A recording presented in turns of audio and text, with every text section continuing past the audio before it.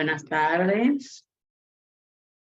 Gracias por acompañarnos en esta nueva actividad educativa que se hace en el marco de la campaña Cuidar la Salud Mental, una acción por la vida, que Casa Abierta viene promoviendo desde el año pasado, por lo menos con este lema, pero siempre ya en los últimos años hemos estado trabajando concientizando o concienciando sobre lo que es la salud mental.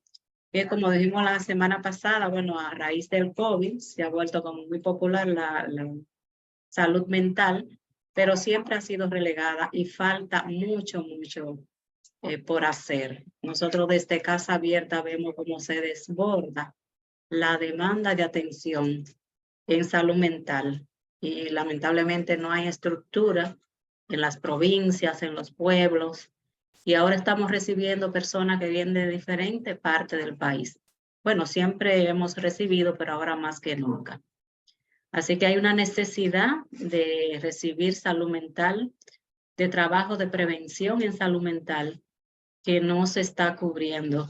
Pero qué bueno que existen espacios como este, que podemos conversar con personas tan conocedoras de este tema de la salud mental, que han dedicado su vida a trabajar a favor de la salud mental, como es nuestra querida Xochitl Mejía, que ya la conocemos, porque Xochitl Mejía hemos tenido el gusto de escucharla, de que ella acepte nuestra invitación para trabajar diversos temas relacionados con la salud mental. Todos los temas que ella nos han facilitado en esta actividad, en este compartir, en esta reflexión, pues han sido de mucho interés, y las personas así también nos dicen y demandan esa información. Por eso acuden mucho luego al canal de YouTube para poder escuchar de nuevo a Xochitl, que tiene tanta experiencia en el área de las adicciones y en el área de salud en sentido general. Bueno, ya ustedes saben cuál es el tema de hoy, un tema de mucho interés que nos lo han pedido en las redes y que hemos estado abordando de diferentes perspectivas, pero se ha estado abordando el tema del trauma o traumas y la somatización, el impacto que esto tiene en la salud mental. Y lo conversábamos y hablábamos que en general, cuando recibimos a una persona adulta ante el uso problemático de sustancia u otra condición, detrás hay una situación de traumas que se refleja, que tiene influencia en el presente de esa persona. Por eso es un tema de mucho interés y además con una facilitadora excelente. Xochitl tiene 15 años de experiencia en prevención, en sensibilización y tratamiento de las adicciones. Es directora terapeuta del centro o terapéutica del Centro de Desarrollo Humano Tonali y el Centro Terapéutico en Rehabilitación Cure. Ella es mexicana, pero ya la sentimos como nuestra, ¿verdad? Estas instituciones están dedicadas al tratamiento ambulatorio y residencial de las conductas adictivas. En la actualidad es representante de la Red Iberoamericana de Organizaciones No Gubernamentales que trabajan en drogas y adicciones, la RIOD, un espacio que también compartimos como institución con la facilitadora de hoy, siendo parte de la Junta Directiva. Coordinó o coordina el módulo Centroamérica, México y el Caribe. También participa en comisiones de género y en la comisión de prevención de la RIOD. Muy ocupada. Xochitl es miembro del grupo de personas expertas responsables de la elaboración, diseño y desarrollo de instrumentos para la capacitación, evaluación y certificación de consejería en adicciones del programa México de capacitación y evaluación de consejería en adicciones, PROCER. Hemos también participado, parte de nuestros compañeros de Casa Abierta han estado ahí presentes en esa formación. Es miembro del equipo de diseño del primer estándar mexicano de competencia de la consejería en adicciones. Fue responsable del área de prevención del proyecto Hombre, Cataluña, obteniendo el premio Reina Sofía contra las drogas. Eso fue en el 2010, concedido por la Cruz Roja en la categoría de prevención en el ámbito educativo y comunitario. Asesora de equipos terapéuticos que laboran en centros residenciales para la atención a drogodependencias en México. Docente de la especialidad en adicciones, diplomados y curso en Centro de Estudios Superiores Montefénix. Docente también del Diplomado de Consejería en Adicción de la Federación Mexicana de Comunidades Terapéuticas. En fin, Xochitl Mejía, un gran ser humano, una excelente profesional y que tiene mucha ya experiencia, no solo ya dirigiendo ella directamente los centros de tratamiento, sino también formando a otros profesionales. Xochitl, bienvenida, muchas gracias nueva vez por aceptar nuestra invitación. Es tuyo el escenario. Gracias, muchas gracias como siempre. Y como siempre digo, cuando me invitan, no me lo pienso ni 2 minutos. Cada que Ray Diris me contacte, me dice como, oye, tenemos este tema, porque como tú bien dices, esto ya somos centros hermanos, ¿no? Que estamos trabajando para y con lo mismo. Entonces, pues sí, yo ya me siento como en casa, ¿no? Entonces, qué bueno. Muchas gracias por la invitación y como siempre agradecer generar estos espacios de conocimiento y de compartir. ¿Vale? Pues buenas tardes a todos. Bueno, ya dieron una extensísima presentación. Muchas gracias por eso. Y pues como tenemos, como siempre, poco tiempo para temas muy grandes, yo les propondría que vayamos iniciando. Como siempre, los que nos hemos encontrado en este espacio en otros momentos y en otras conferencias, pues recordarles que pueden interrumpirme, pueden levantar la mano, pueden hacerlo también participativo, y si no, al final siempre dejaremos un espacio para preguntas, pero me refiero a pueden interrumpir si nos está entendiendo o si nos está escuchando, cualquiera de estas situaciones, ¿vale? Y pues hoy voy a hablarles vengo a compartirles un tema que a mí en lo personal me parece sumamente interesante, pero además fundamental para todos los que de alguna manera, como bien comentaban ya en la presentación, todos los que trabajamos con y para las personas que tienen problemáticas de adicciones, que es el tema del trauma, ¿no? Y es un tema que a lo largo de los años me he dado cuenta, y muchos como yo nos hemos dado cuenta, que no es un tema que se aborde de una manera específica e importante como debería de ser, ¿no? Entonces, voy a compartirles una presentación a manera de apoyo visual. Intento.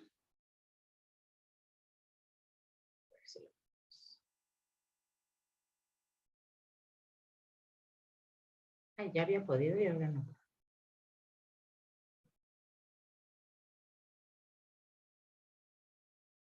A ver, creo que...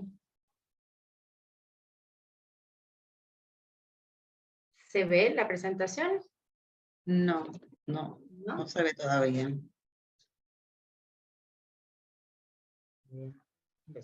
¿Qué?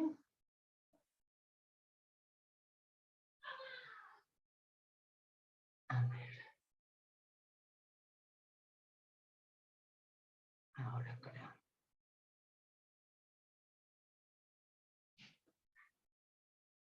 Ahora sí parece. ¿Sí? Sí, ahora sí. Genial. Perfecto.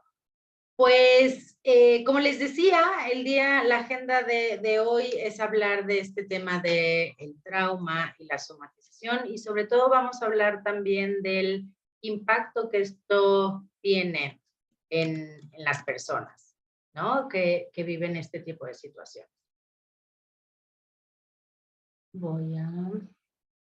Es que ahora no puedo adelantar. Ahora. Denme un segundito.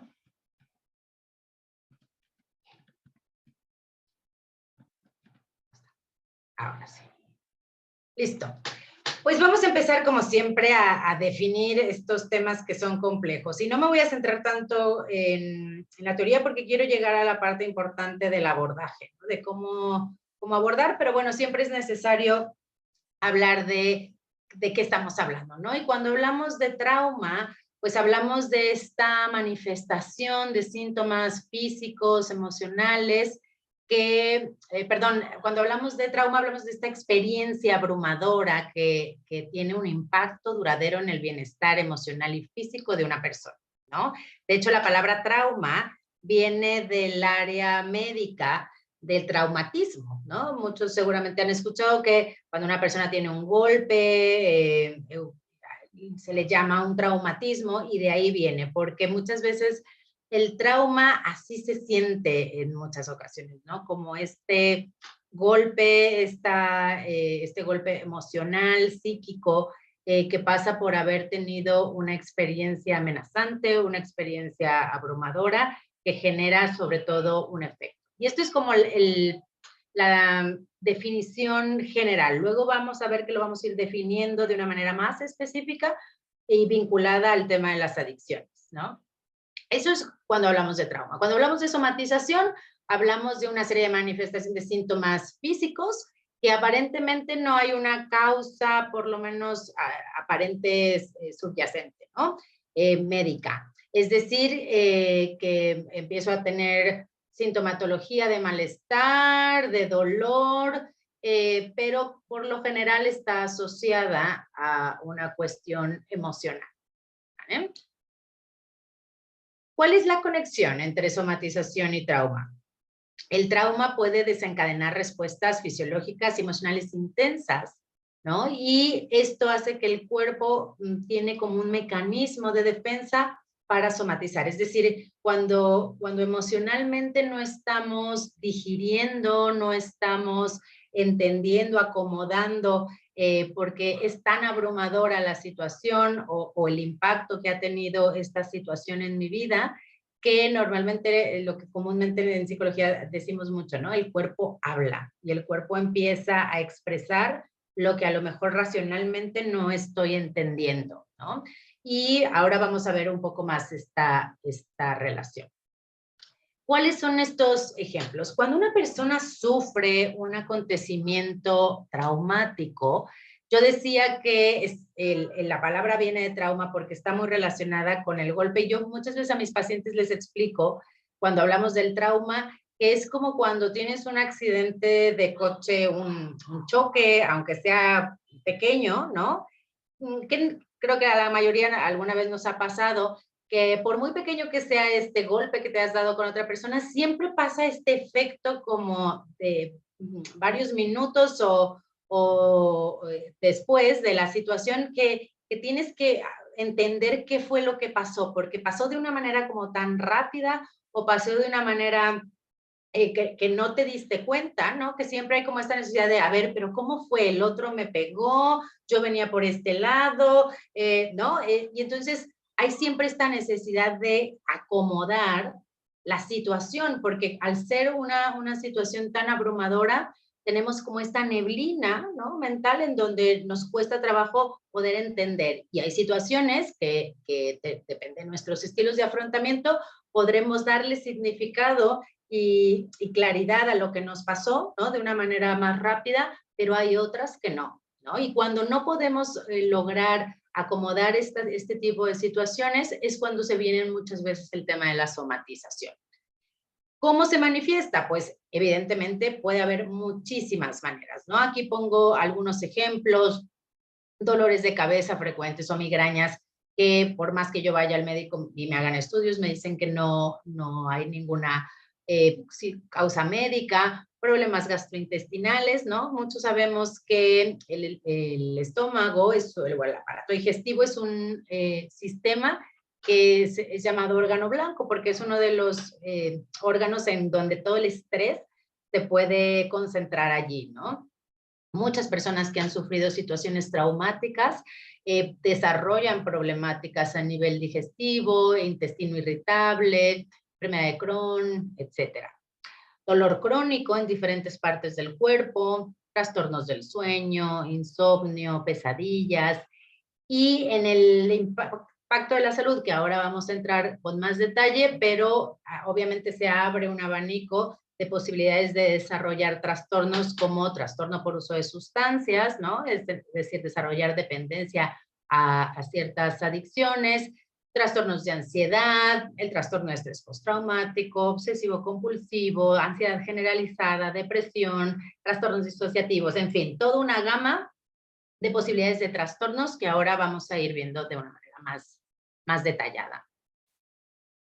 ¿Qué factores influyen en esto? ¿Por qué hay personas que pueden vivir situaciones sumamente fuertes, problemáticas, traumáticas, y sin embargo pareciera que las logran transitar de una manera mucho más adecuada, y hay otras personas que no, que pareciera que se quedan ahí atoradas y desarrollan todos estos efectos negativos después de la situación, ¿no? ¿Por qué hay personas que sí? ¿Por qué hay personas que no? Porque evidentemente todos sabemos que no todo el mundo desarrolla un trastorno por estrés postraumático después de un evento amenazante, pero otras sí, ¿no? ¿Qué es lo que influye? Bueno, la investigación habla de que hay varios factores, entre ellos los más importantes es la vulnerabilidad individual, ¿no? Es decir, personas que a lo mejor ya tenían antecedentes de genéticos a nivel de trastornos, como a lo mejor ya había un antecedente de trastornos de ansiedad, y eso va a hacer que una situación traumática genere como este disparador. Una historia de trauma previa, obviamente las personas que han sido multitraumatizadas, conforme pasan los eventos, ¿no? Pues se va generando cada vez más posibilidades de desarrollar un trastorno de este tipo o una predisposición a la ansiedad. Pero también la gravedad del trauma, ¿no? Es significativo. Ojo, no a criterio de quién es grave, ¿no? Sino de la manera en cómo lo vive la persona. Cuanto más intenso sea el trauma, pues mayor es la probabilidad de somatizar, ¿no? Y de generar este impacto en la salud mental. Y como siempre hablamos en estos temas, la falta de apoyo social, ¿no? La red de apoyo juega un lugar importantísimo para transitar por situaciones traumáticas. Y ahora vamos a ver cómo juega este papel. ¿Cuáles son las consecuencias de la somatización y el trauma? Pues evidentemente cuando una persona ha pasado por una situación de este tipo y ha desarrollado ya un trastorno de estrés postraumático, de ansiedad generalizada, el deterioro de la calidad de vida se ve obviamente impactado, ¿no? Hay dificultad para obtener un diagnóstico médico porque como es somatizado, pues a lo mejor los médicos no saben dar con un diagnóstico claro y evidentemente eso me va a aumentar los índices de ansiedad, de depresión y entonces entramos como en este círculo, ¿no? Y entonces, bueno, vamos a hablar un poco ya más de manera específica sobre lo que es el trauma, ¿no? Como yo les decía, creo que es uno de los temas fundamentales que todas las personas que nos dedicamos a atender personas, a acompañar personas, sea con problemas de adicciones o de salud mental, tenemos que estar capacitados y sensibilizados sobre el trauma, ¿no? Y cuando yo explico sobre qué es un trauma, pues lo podemos definir como, ojo con esta definición. Yo decía que antes había hablado de una definición general, pero a mí me gusta mucho esta definición porque creo que es mucho más clara. Cuando hablamos de trauma, hablamos de el resultado, ojo, el resultado. El trauma no es el evento, es el resultado de un evento, una serie de eventos o un conjunto de circunstancias que es experimentado por una persona como física o emocionalmente dañino o amenazante y que tiene efectos adversos duraderos en el funcionamiento y en el bienestar físico, social, emocional o espiritual de la persona, ¿sí? Pero esto es importante porque a veces cuando hablamos de trauma lo confundimos con que el trauma es lo que me pasó, pero en realidad el efecto de lo que te pasó es lo que te genera esta dificultad de volver a afrontar. Y les pongo aquí esta imagen de estos lentes oscuros, porque a mí me gusta utilizar el ejemplo de cuando hablamos de trauma, es como si después de haber vivido esta situación amenazante, abrumadora o traumática, en automático se me pusieran unos lentes, ¿no? En mis ojos. ¿Y cómo veo yo la vida, el mundo, mi realidad cuando tengo unos lentes oscuros puestos? Pues lo veo gris, lo veo más oscuro, ¿no? Y eso es lo que le pasa a una persona cuando ha vivido una situación traumática. A partir de ese momento, el mundo significa para mí que es un lugar inseguro, hostil, amenazante, y que por lo tanto mi cerebro, neurológicamente, se convierte como en una gran alarma, ¿no? Y se vuelve hipersensible mi cerebro como un mecanismo de supervivencia, ¿no? De hecho, el trauma, como muchos otros fenómenos a nivel psicológico, es un mecanismo de supervivencia.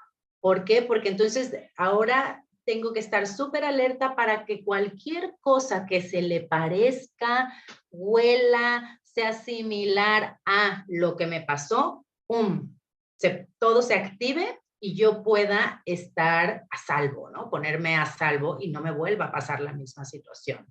De hecho, muchas personas o muchos operadores, terapeutas o consejeros cometen el error de creer que el problema cuando hay una situación traumática es hay que atender el miedo que tiene la persona. Pero en realidad el miedo no es el problema. Repito, el miedo es un mecanismo, una emoción que tenemos todos los seres humanos que nos ayuda a sobrevivir. No hay que quitarle el miedo a la persona.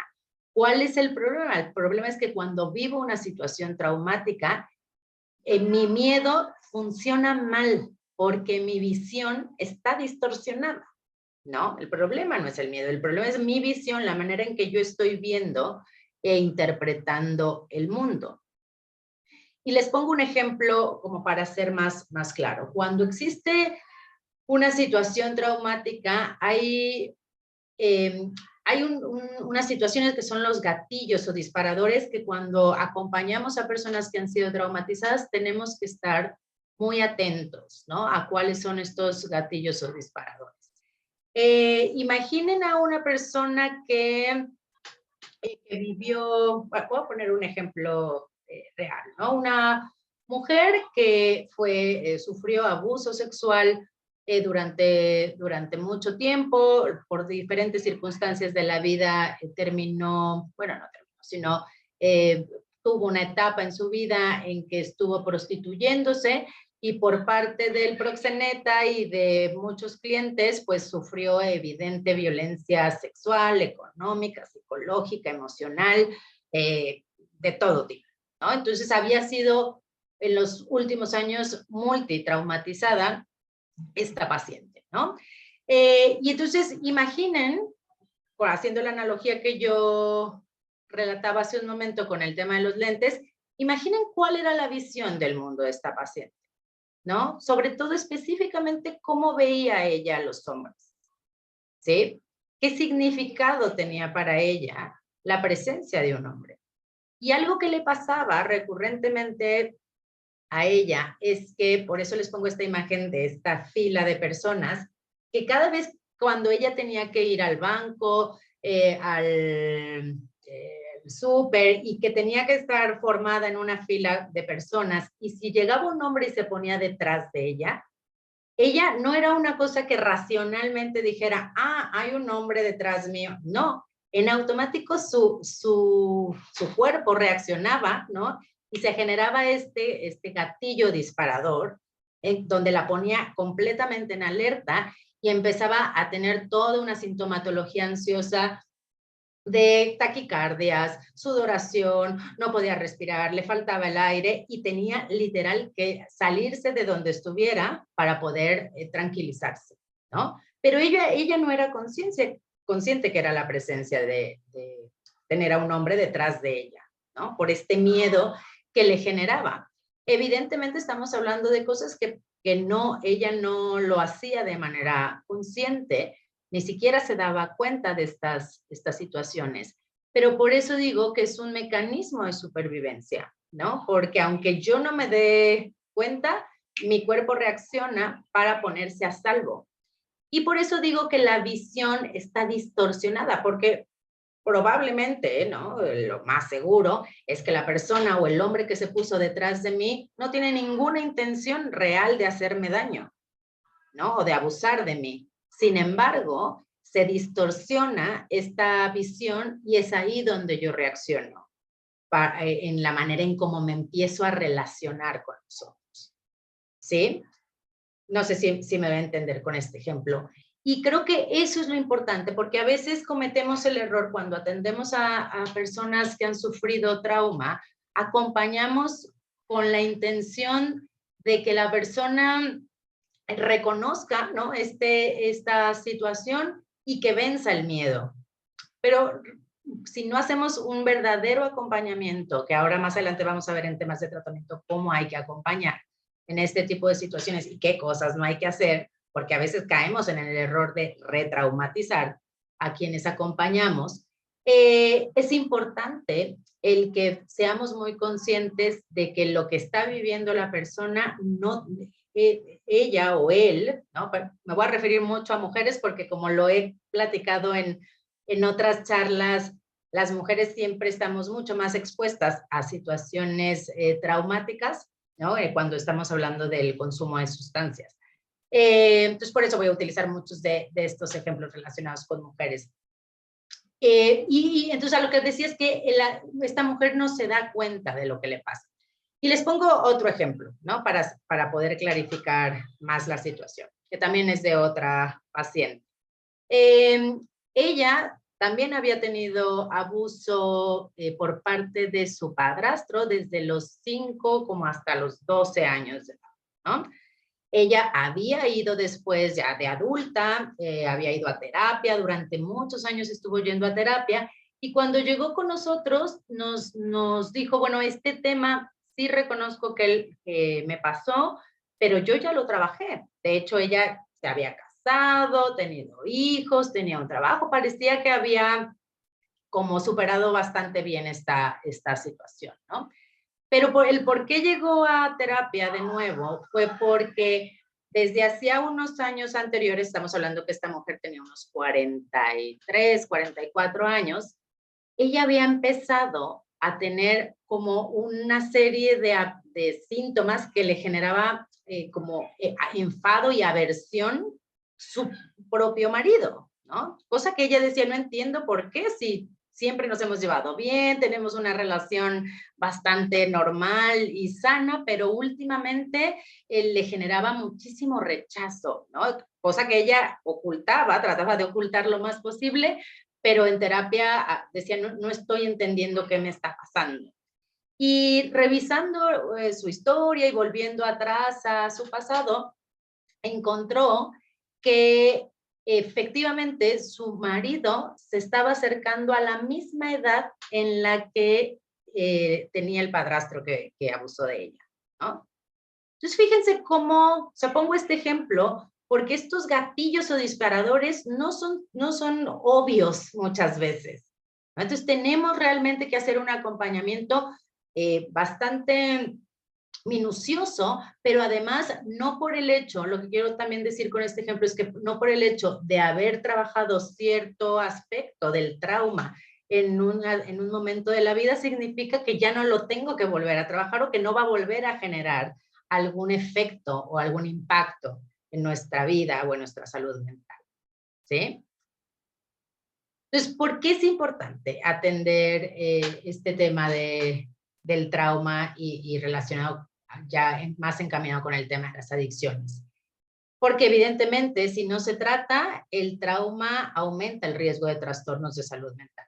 Ya dije, si esto yo solamente lo pongo por debajo, lo que me pasó, lo pongo por debajo del sofá, ¿no? Y hago como que no pasó, la probabilidad de ir desarrollando a lo largo de mi vida otros trastornos por esa situación va a ser inminente.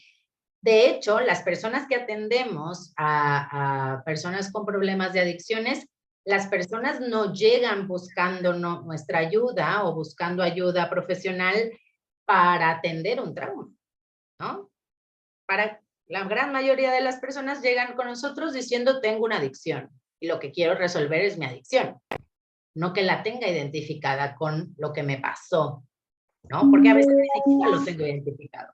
Entonces es importante que nosotros sí podamos tener esta perspectiva y este panorama mucho más amplio. Una vez que las personas han empezado un tratamiento para el consumo de sustancias o de conductas adictivas, los síntomas y las estrategias de autoprotección para el trauma pueden interferir. Es decir, el trauma puede ser el que sabotea el mismo proceso de rehabilitación de adicciones. No sé si me va a entender. Pongo un ejemplo. Si, por ejemplo, ejemplo que yo daba, ¿no? De esta mujer que fue multitraumatizada por diferentes hombres, imagínense que llega a un centro de rehabilitación en adicciones en donde la primera persona que la atiende es un hombre.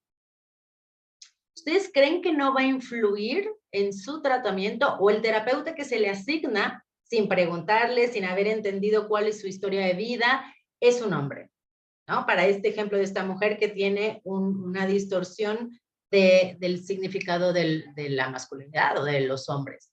Evidentemente va a afectar en su tratamiento. Por eso digo que esto, más que una herramienta de trabajo, es una perspectiva. Tenemos que empezar los profesionales de la salud a entender y a visualizar el plan de tratamiento de las personas a través del trauma también, no solo a través de la perspectiva de género o no solamente a través de la perspectiva de inclusión, sino también a entender cómo vamos a diseñar los tratamientos y cómo vamos a acompañar a las personas a través de entender su historia de vida y su historia de traumas, ¿no? De hecho, un dato bastante importante que a mí me parece muy relevante es que la evidencia de muchos y varios estudios que se han realizado en trauma y trastorno por uso de sustancias es que mejorar los síntomas de la adicción no necesariamente mejora el trastorno por estrés postraumático, pero al revés sí. Cuando tú trabajas y mejoras el trastorno de estrés postraumático, mejora el proceso de rehabilitación, ¿no? Y vuelvo a lo mismo. ¿Qué hacemos la mayoría de los profesionales? Que es cuando llega un nuevo usuario a nuestro establecimiento, a la clínica, ¿verdad? Nos centramos en el trastorno por uso de sustancias, nos centramos en la adicción que presenta la persona. Pero si eso mejora, no necesariamente va a mejorar su situación traumática, ¿no? No necesariamente va a mejorar todos estos efectos que ha tenido por el trauma, pero hacerlo al revés, sí. Entonces creo que es bastante significativo el que entendamos que es necesario abordar este tipo de situaciones. ¿Qué impacto tiene el haber vivido una situación traumática o varias situaciones traumáticas en nuestra vida? Bueno, como es obvio, tiene un gran impacto. Y uno de ellos es el sentido de la identidad. Y uno podría decir, bueno, pues es obvio, ¿no? Que pierde sentido de la identidad. Pero es mucho más profundo de lo que nos imaginamos. Hace algunos meses tuve la oportunidad de estar en una capacitación sobre este tema en Chile. Y la persona que nos daba la capacitación hablaba de que hay varios estudios en los últimos años que ya incluyen como eventos traumáticos, por ejemplo, a situaciones como la infidelidad, ¿no? Cosa que creo que en nuestras culturas latinas lo tenemos como algo bastante hasta normalizado a veces, ¿no? Pero normalmente cuando hablamos de trauma pensamos en un abuso sexual, un accidente catastrófico, hablamos de situaciones como terremotos, hablamos de duelos, de pérdidas, ¿no? Casi siempre cuando hablamos de trauma hablamos de este tipo de situaciones, pero hay autores que incluyen también la situación de la infidelidad y me gustó mucho este ejemplo de la infidelidad porque creo que retrata muy bien este impacto que hay en la salud mental sobre el sentido de identidad. Cuando surge una traición, ¿no? En una relación de pareja o de este tipo, de cualquier tipo de relación, evidentemente hay un impacto en mi confianza hacia el otro, ¿no? Creo que eso es lo lógico. Pero algo que el impacto tiene mucha más profundidad en este tipo de situaciones es que no solamente dejo de creer en el otro, sino también dejo de creer en mí. Dejo de creer en mi capacidad de percibir.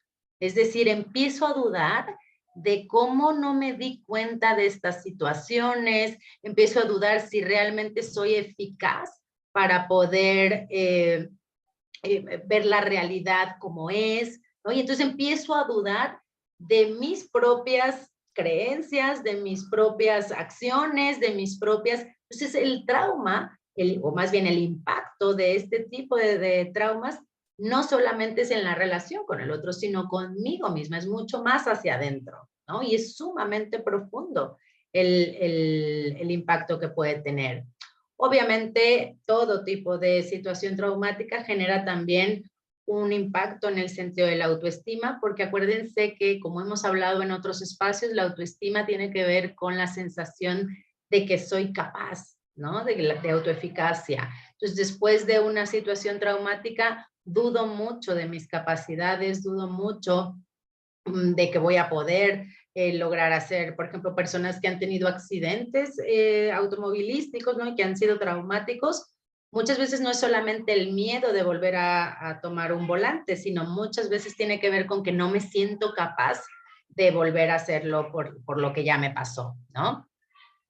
Después también está el tema de la visión del mundo, lo que ya les dije de cómo se modifica la manera en que percibo el mundo. Las habilidades de afrontamiento se ven mermadas, ya no me atrevo a desarrollar ciertas habilidades o las que ya tenía, ahora ya no las pongo en práctica. La relación con los demás se ve afectada, ¿no? Esta relación de cómo genero vínculos con los otros. Una persona que ha sido traumatizada es una persona que va a desconfiar, evidentemente, de los demás, que va a desconfiar del otro, va a desconfiar Entonces, por eso, vamos a ver más adelante que una de las primeras cosas que vamos a tener que trabajar es el vínculo y la confianza con la persona, ¿no? Vamos a tener que también el impacto en la capacidad de regular mis emociones. Este ejemplo que les decía de la fila, ¿no? Del banco, no es que yo quiera hacer un escándalo, ni mucho menos, es que ya no tengo esta capacidad de autorregular y la ansiedad me desborda completamente las emociones. ¿Cómo vamos a abordar estos servicios de tratamiento? Es lo que yo les decía, no, obviamente no voy a confiar. Si yo tengo situaciones traumáticas en mi vida y después desarrollo una adicción, no voy a confiar en cualquier persona para pedir ayuda. Entonces eso retrasa la posibilidad de que la persona solicite esta ayuda, ¿no? Y bueno, esto en cuanto al tema del impacto de la salud mental.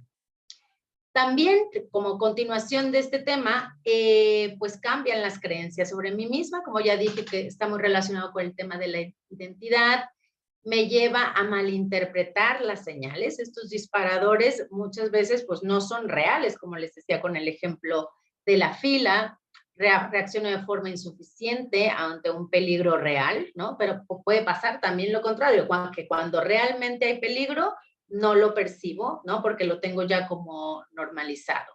Y genero relaciones bastante insanas. Puedo, a través del trauma, puedo generar relaciones bastante insanas desde esta sensación se genera como una creencia en donde yo digo, bueno, en toda relación debe de haber alguien que controla y alguien que es controlado, ¿no? Y entonces, por eso es que siempre termino en este tipo de relaciones bastante insanas y poco saludables.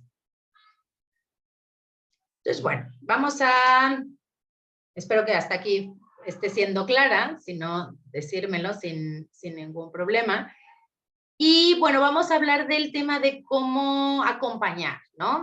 Como siempre, 1 hora es muy poquito tiempo para hablar de un tema que es tan largo, pero sí me gustaría dar algunas pinceladas sobre la detección y la evaluación y cómo vamos acompañando a personas que han sufrido este tipo de situaciones. Entonces, cuando hablamos de detección, ¿no? Primero tenemos que identificar si ha habido trauma o no. Ya dijimos que no todas las personas que tienen una problemática de adicciones significa que han sido traumatizadas, aunque es cierto que el porcentaje es bastante alto. Pero primero hay que detectar, ¿no? Antes de abordar o de tratar. ¿Cómo vamos a hacer esta detección? Pues bueno, vamos a preguntar, ¿no? Evidentemente a través de una entrevista clínica, y ahorita les pasaré unos instrumentos que son sumamente sencillos que también nos ayudan a esto, ¿no? Pero hay que hacernos siempre la pregunta cuando empezamos a trabajar con un usuario, una usuaria, si existen antecedentes de trauma, no solamente centrarnos en la sintomatología más evidente, que es la adicción, sino preguntarnos si existen antecedentes de trauma, ¿no? Entonces, si la respuesta es afirmativa, ojo, el hecho de que la persona me diga que sí vivió y reconoce e identifica que tuvo una situación traumática, eso no informa la gravedad de la situación. Hay que evaluar, después de identificar, hay que evaluar qué tan grave ha sido el impacto del trauma en la vida de la persona. Porque otro de los errores que cometemos es que, bueno, ya el paciente me dijo que sí identifica que tiene un trauma, pues ya está, entonces vamos a trabajar sobre el trauma. No, hay que primero, después de identificar, hay que evaluar qué tan grave y cómo ha sido el impacto, porque a lo mejor lo que describe la paciente, para mí puede ser que no sea tan grave como para ella fue, ¿no? Yo recuerdo una paciente hace poco que me relataba lo traumático, doloroso e impactante que fue en su vida la pérdida de su mascota cuando ella era una niña, ¿no? Cosa que, siendo bien honesta, para mí me parece algo muy, muy triste, ¿no? Pero no lo veo como algo traumático. Sin embargo, ella lo vivió así por las características de situación que estaba viviendo en ese momento. Porque además a ella, una niña de 9 años, tuvo que tomar la decisión si dormían o no a su pobre perro. Entonces, para ella generó un trauma. Entonces, no solamente con que el hecho que el otro me diga que sí lo vivió, significa que ya podemos evaluar la gravedad, ¿no? Pero otra cosa importante es que si la respuesta es sí a haber vivido un evento traumático, no necesariamente tampoco significa que se desarrolló un trastorno por estrés postraumático, ¿no? Como decíamos antes, hay factores como la resiliencia que ayudan a que las personas no desarrollen esta somatización o este impacto en la salud mental. Por lo tanto, también una vez que hay una respuesta, hay que revisar qué tan resiliente o qué factores o estilos de afrontamiento ha tenido la persona que la han ayudado a transitar por una situación traumática sin desarrollar esas problemáticas. Ahora, entonces, como conclusión es que la respuesta de sí a haber vivido situaciones traumáticas, lo que hace es que nos va a justificar dar el siguiente paso a evaluar, ¿no? A evaluar la severidad y a evaluar todos estos factores que ya comentamos. Ahora, si la respuesta es no, tampoco si el paciente, porque no todo el mundo va a identificar que vivió una situación traumática, ¿cierto? Entonces, si la respuesta es no, yo no identifico que he vivido una situación o un trauma en el pasado, o que estoy siendo traumatizado en este momento, porque eso pasa mucho, ¿no? Sobre todo, por ejemplo, con mujeres que están siendo violentadas en ese momento, a lo mejor no lo identifico como una situación traumática. Entonces, si la respuesta es no, no significa que la persona no presente síntomas. El que no lo reconozca no significa que no lo está viviendo, ¿no? Entonces, también eso nos lleva a dar el siguiente paso, que es a evaluar, ¿no? Y ahorita vamos a ver cómo.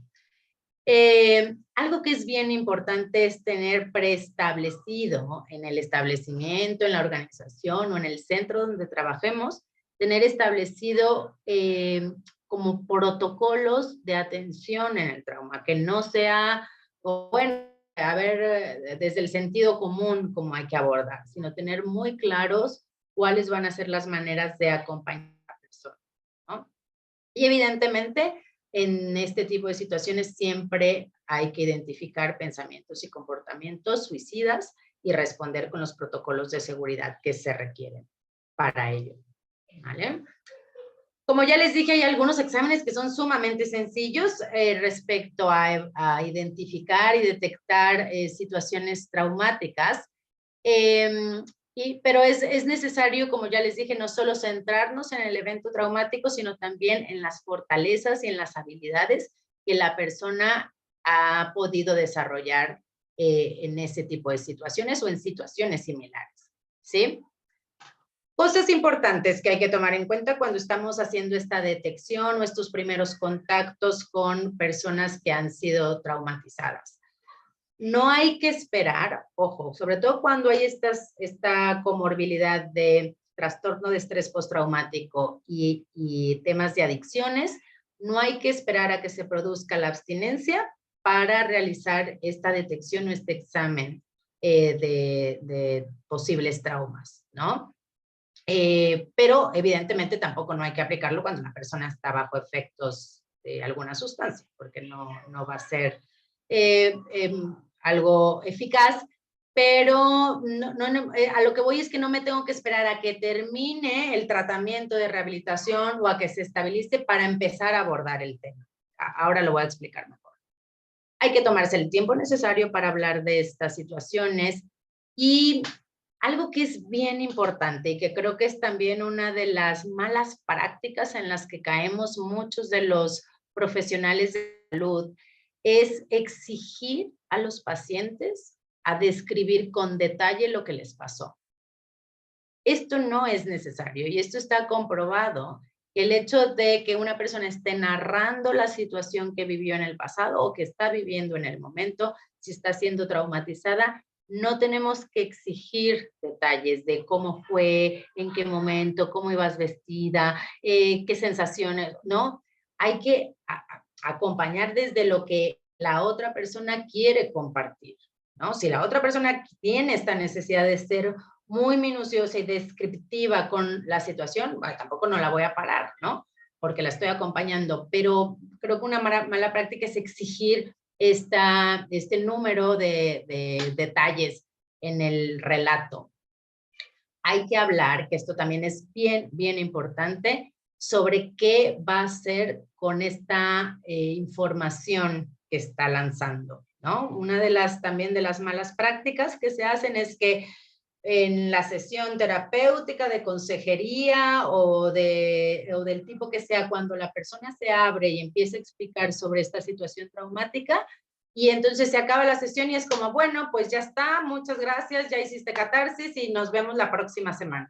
Y dejas a la persona, ¿no? Abres como esta caja de Pandora y se va con todo esto removido sin haber acomodado ni cerrado. Y eso es bien importante, porque luego en la junta de staff nos preguntamos, ay, ¿por qué recayó a los 4 días? ¿No? O porque evidentemente eso es lo que llamamos iatrogenia, ¿no? En temas de salud, que es como desde una buena intención de querer ayudar a la otra persona, pero por falta de conocimiento o falta de capacitación, no estamos realmente ayudándole, sino le estamos haciendo daño. Y eso es lo que pasa muchas veces cuando tratamos el trauma o la crisis, que hacemos como así en la herida, ¿no? Y según nosotros estamos ayudándole, pero luego no pasa nada, no hay un acomodo, ¿no? En esto. Entonces, hay algunas tácticas que ahora vamos a ver para poder hacer estos cierres y que la persona sepa para qué está haciendo esto, ¿no? Entonces, por ejemplo, al finalizar la sesión, pues hay que asegurarnos de que la persona se siente segura antes de irse. ¿Cómo? pues a través, por ejemplo, una de las cosas que yo hago mucho es el tema del mindfulness, ¿no? O hacer como algún ejercicio de relajación, que se vaya como a este lugar emocional seguro, que haya un cierre de esta emoción. O preguntarle, por ejemplo, por un plan personal. Si la persona si es una paciente que está relatando que está siendo víctima de violencia doméstica o no, lo que no podemos hacer es decir, bueno, pues ya, qué bueno que lo sacaste, qué bueno que le dijiste y ahora vete a tu casa, ¿no? Con toda esta ansiedad. Pues hay que hacer un plan de, bueno, ¿qué vas a hacer? ¿Con quién te puedes apoyar? ¿No? Nunca, cuando estamos hablando de temas de violencia de género y de violencia doméstica, nunca hay que aconsejar el tomar acciones impulsivas, ¿no? De decir, bueno, pues salte de tu casa y vete ya, o agarra a tus hijos y vete, porque ¿qué es lo que pasa? Que cuando hacemos este tipo de cosas, las personas, y hacemos una reacción impulsiva, lo que suele pasar es que después de 2, 3 días, cuando me empieza a llegar la ansiedad y cuando me empieza a llegar como toda esta sintomatología, pues vuelvo, ¿no? A la misma situación porque no lo hice con alguna estrategia o con algún plan claro. Entonces es importante acompañar como con las cosas muy pensadas y muy guiadas, ¿no? Otra de las estrategias, si una persona relató y abrió estas situaciones traumáticas, también es a lo mejor motivarla o invitarla a que pues ese día a lo mejor se acompañe de personas que la hagan sentir segura, ¿no? Pero sí asegurarnos nosotros de que no se vaya con esta situación así abierta. Como les decía, por ejemplo, este es uno de los exámenes más, además bastante eficaz, pero muy sencillo para detección de situaciones traumáticas. Y se fijan, son simples 4 preguntas, ¿no? En donde preguntamos en su vida, ¿alguna vez ha tenido alguna experiencia tan aterradora, horrible o inquietante que en el último mes usted, y hay estos 4 puntos que se responden con sí o no, ¿no? ¿Ha tenido pesadillas sobre dicha experiencia o ha pensado en ella sin desearlo? Sí o no. ¿Se ha esforzado por no pensar en ello o ha hecho grandes esfuerzos por evitar situaciones que se le recordaban? Sí o no. ¿Se ha sentido constantemente a la defensiva, vigilante o fácilmente asustado? Sí o no. ¿Se ha sentido desinteresado, alejado de las personas, actividades o de sus entornos? Sí o no. ¿No? Y con eso estamos no evaluando, ojo, pero sí estamos detectando si hay una situación. Si hay más de 3 sí, entonces estamos hablando de que ha habido una situación traumática en la vida de la persona. Hay este otro test que también es muy sencillo y además tiene un índice, la evaluación de efectividad es bastante alto de este test, que este es específico para el riesgo de violencia contra las mujeres. Es muy breve, son 2 preguntas y la pregunta 1 es en general, ¿cómo describiría su relación de pareja? ¿Con mucha tensión, con cierta tensión o sin tensión? Y la segunda pregunta es, ¿usted y su pareja resuelven las discusiones con gran dificultad, con cierta dificultad y sin dificultad? Y de hecho, el 92% de las víctimas de violencia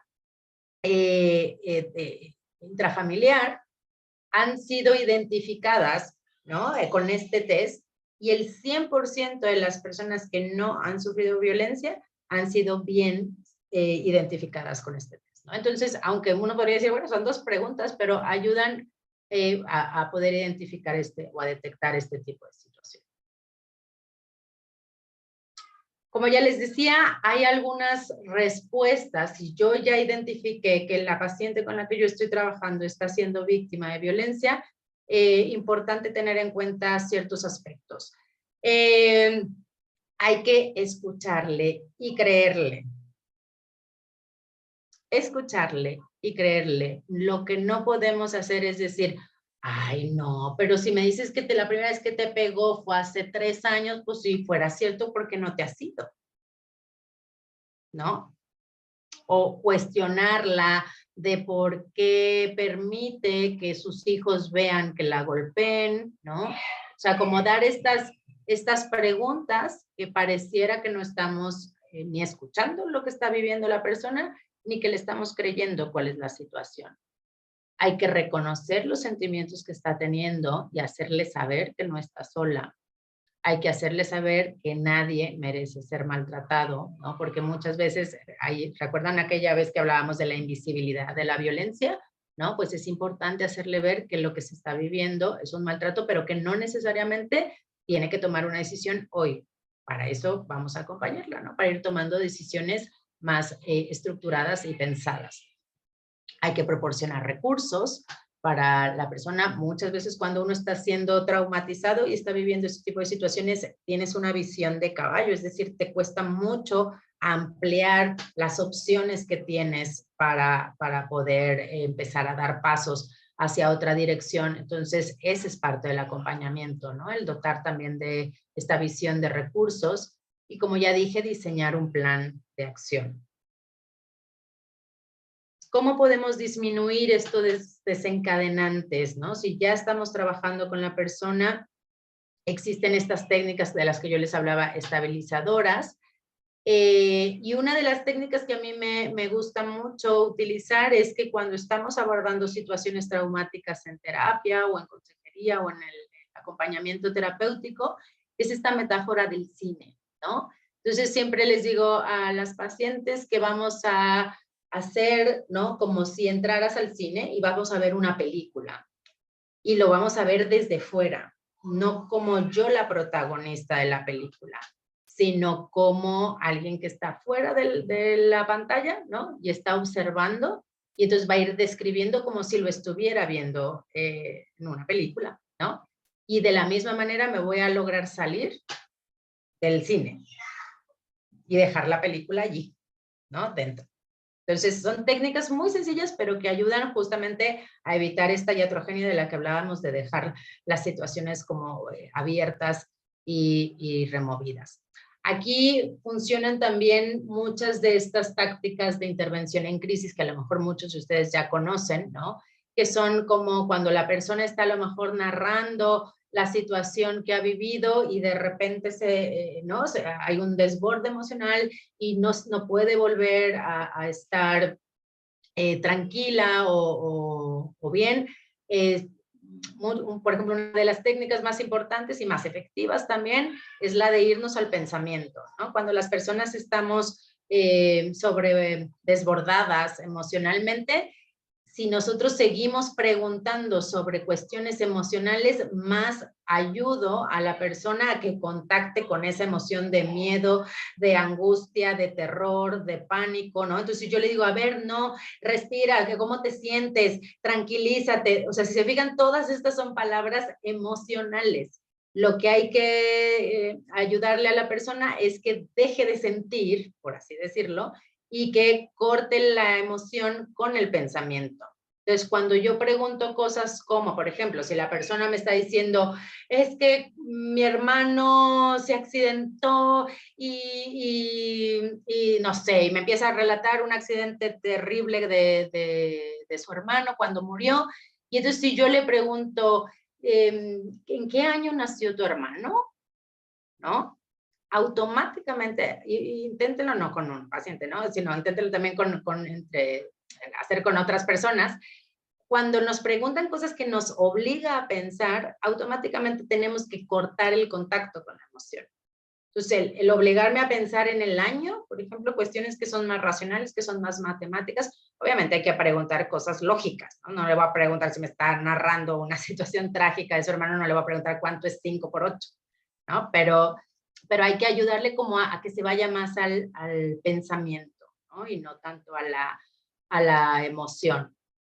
Entonces, este tipo de técnicas ayudan a bajar estos niveles de ansiedad y de intensidad. Entonces, ya estoy, creo que sobre el tiempo. Pero bueno, me gustaría no cerrar la sesión sin hablar sobre estos aspectos del tratamiento que también son muy, muy importantes, ¿no? Cuando hablamos de tratamiento del trauma, hoy en día lo que se maneja y se trabaja como efectivo en el tratamiento del trauma son estas dos grandes como áreas, ¿no? Están los tratamientos que son receptivos al trauma. ¿Qué es esto?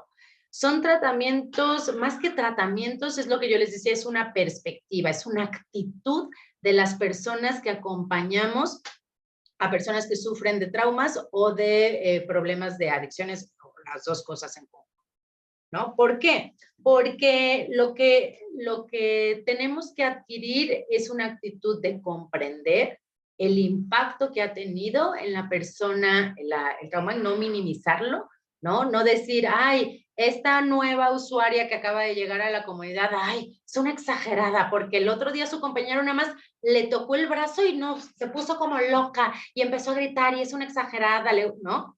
Y juzgamos muchas veces y no comprendemos cuál ha sido el impacto de la persona y que no está actuando de una manera malintencionada, sino que está actuando como consecuencia de ese impacto y de esas situaciones que ha vivido.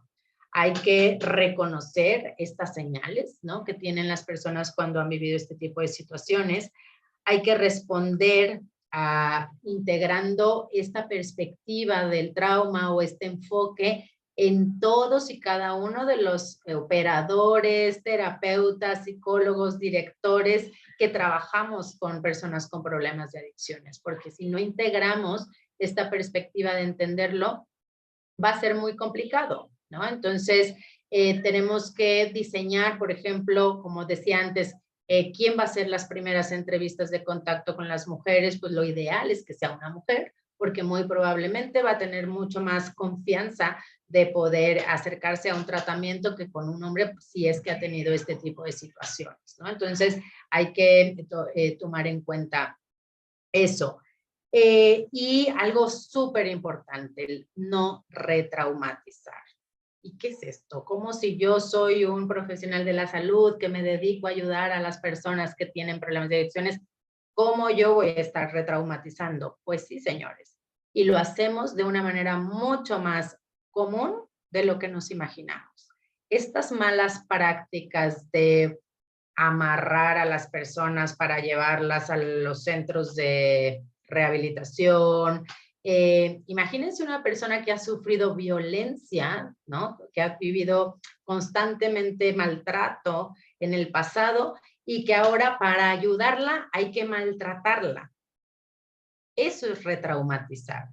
El insultar, el castigar, la justificación de que le estoy ayudando en un tratamiento de adicciones, eso es retraumatizar. Y entonces, lejos de ayudarle al otro, le estoy sumando a las problemáticas que está generando esta persona, ¿no? Entonces, cualquier tipo de institución debe tener esta filosofía o esta perspectiva, ¿sí? Algo que también es muy importante y que, bueno, me voy a ir saltando como a lo más significativo, es que hay que ayudar a las personas a disminuir estos síntomas utilizando habilidades de afrontamiento. No solamente nos tenemos que enfocar en trabajar la situación traumática, también hay que dotar de herramientas a las personas, de nuevas herramientas y de evidentes herramientas o habilidades que le faltó a la persona en el pasado para que ahora pueda afrontar la misma situación, pero desde un lugar diferente, ¿no? Y para esto ayudan mucho todas las técnicas que están evaluadas como efectivas. Aquí les pongo algunos ejemplos, ya no me va a dar tiempo de explicarles cada uno de ellos, pero estos son tratamientos que tienen evaluación científica como efectivos en las dos situaciones, tanto en el trastorno por uso de sustancias como en los trastornos de estrés postraumático, ¿no? Personas que viven las dos situaciones. Quien esté interesado le puedo hacer llegar esta bibliografía. Uno de ellos es el Seeking Safety, que es un tratamiento para mujeres que han sufrido violencia o diferentes tipos de traumatismos.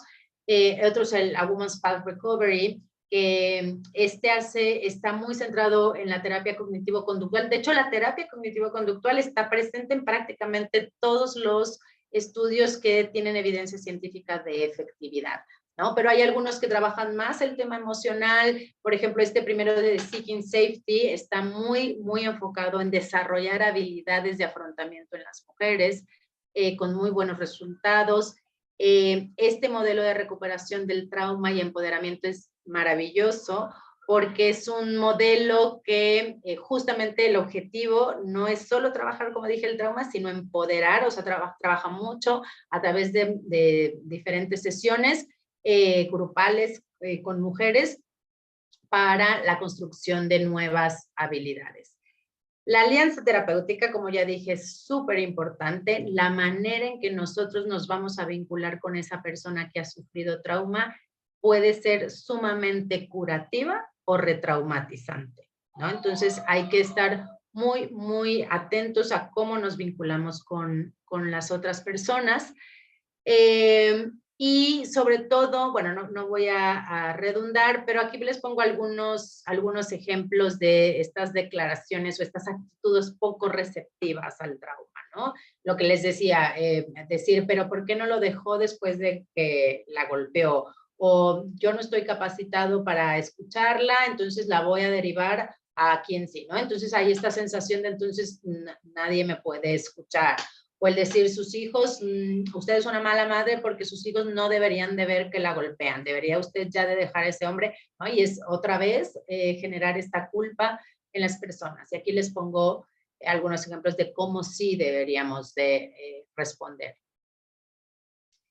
Y bueno, importante nada más por último de enfatizar que cuando estoy tratando a una persona que tiene problemas de adicciones y que al mismo tiempo ha tenido situaciones traumáticas, ¿qué tengo que atender primero? ¿No? Hay diferentes modelos, que es el modelo de que uno dice que primero hay que trabajar el trauma y luego trabajar el tema de la adicción. Hay otros que dicen que tienen que ser de manera paralela, pero el que tiene mayor efectividad hoy en día y con mucha diferencia es el modelo integrado, que es que hay que trabajar de manera conjunta tanto el trauma como el problema de adicciones al mismo tiempo, de manera integral, ¿no? O sea, relacionándolo, no de manera separada de, ve con el psiquiatra o sea, un modelo paralelo sería decir, esta misma persona tiene un psiquiatra que trabaja el estrés postraumático y yo trabajo la consejería en adicciones. Eso es paralelo, pero no es integral. Integral es que yo como profesional atiendo las dos situaciones, ¿no? Y acompaño a la persona con estas dos problemáticas. Y ya sé que me pasé un montón de tiempo, pero bueno, básicamente era como esta pincelada que quería compartirles sobre el tema del trauma y el impacto en la salud mental. Voy a dejar de compartir para vernos las caras. A ver si todavía estamos ahí, sí. Muchas gracias. ¿Dudas, preguntas? Muchísimas gracias, Xochitl. Siempre como mucha información. Tendríamos que sacar como un tiempo especial para los profesionales de Casa Abierta, para los psicólogos y psicólogas, para que podamos hacer ya un curso más detallado, pero hoy nos queda tanta información, una dirección siempre bien organizada de cómo manejar esta situación. Que es así, no sé qué por ciento, si tú lo manejas, pero un por ciento muy alto de las personas que tienen uso problemático de sustancias también presentan una situación de traumas. Entonces, si nos quedamos solo en la abstinencia, pues probablemente después hayan recaída por esa situación traumática que tienen. Así que ha sido un excelente y nosotros estamos interesados tanto en lo que la bibliografía que prometiste. Nosotros desde Casa Abierta estamos muy interesados en poderlo ver y trabajar. Y creo que muchas personas de las que están aquí eventualmente podemos hacer alguna formación ya directa para los profesionales de la psicología. Buenísimo. Bien. Yo súper dispuesta y como siempre con mucha disposición de seguir compartiendo pues este conocimiento, ¿no? De eso se trata. Agradecemos. ¿Alguna pregunta, dudas? Vamos a ver algún comentario, una persona que está aquí, que esté en el chat. Solo están diciendo lo acertado que ha sido la actividad, lo adecuada. Y pregunta si habrá algún video que podamos ver luego sobre este mismo video. Si yo creo que Fior entró tarde, a que está preguntando. Esta exposición va a estar colgada en el canal de YouTube de Casa Abierta y pueden ir y entonces escucharlo despacio, darle hacia atrás, hacia adelante. También pueden compartirlo con otras personas para que podamos entender y entrar en esta dinámica que es absolutamente de salud mental. Si no trabajamos los traumas, la salud mental va a estar muy afectada, como nos está hablando Xochitl. ¿Alguien quiere hacer un comentario? Puede abrir el micrófono. ¿O alguien quiere hacer alguna pregunta? Vamos a aprovechar a esta excelente profesional que está acá. Dice Joana que le ayudó mucho, ya que pude identificarme con mi propia experiencia. ¿Sí? Porque el hecho de que estemos aquí no significa que no hayamos pasado por situaciones traumáticas, pero que estamos y que hemos avanzado y podemos entonces seguir adelante ya, ¿verdad? Porque para eso se aborda el tema. Claro. Vivian tiene la mano levantada. Si quiere puede abrir tu micrófono y decirnos tu pregunta o comentario. Buenas noches. Buenas noches, Vivian. Estoy muy contenta de haber compartido, de haber recibido las informaciones ofrecidas. Estoy muy feliz porque realmente a veces uno estudia la carrera, pero le quedan ciertas dudas sobre la parte que uno estudió y sobre la parte que uno ha vivido, sobre lo que son los traumas. ¿Me escuchan? Sí, te escuchamos.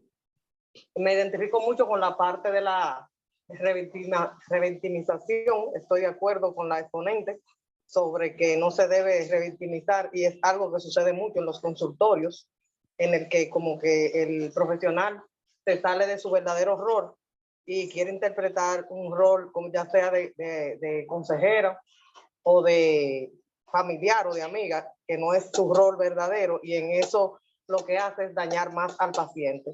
Lo digo porque ya yo he visto varios casos y en realidad es importante trabajar esta parte nosotros como profesional de la salud mental. Así es, totalmente. Muchas gracias, Vivian, por compartirlo. Y sí, vuelvo a lo mismo. Yo creo que todos coincidimos en que la gran mayoría de estas malas prácticas están bañadas de buenas intenciones, ¿no? Creyendo que le estoy ayudando al otro, dándole un consejo o diciéndole, ay, señora, ¿cómo es posible que siga haciendo esto? Usted lo que tiene que hacer es tal, ¿no? Pero en realidad, cuando hemos vivido situaciones traumáticas, pues esto, lejos de ayudar, afecta, y sobre todo creo que el impacto más grande es que retrasa la posibilidad de volver a pedir ayuda, ¿no? Al sentirme juzgada, al sentirme maltratada, al sentirme...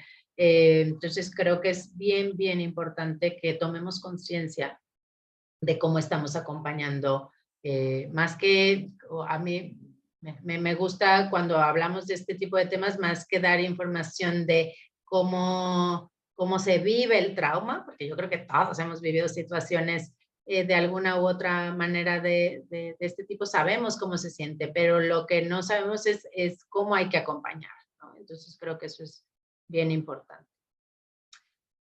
Pues sí es. Si no hay alguna otra duda o pregunta, que yo sé que ya les quité mucho.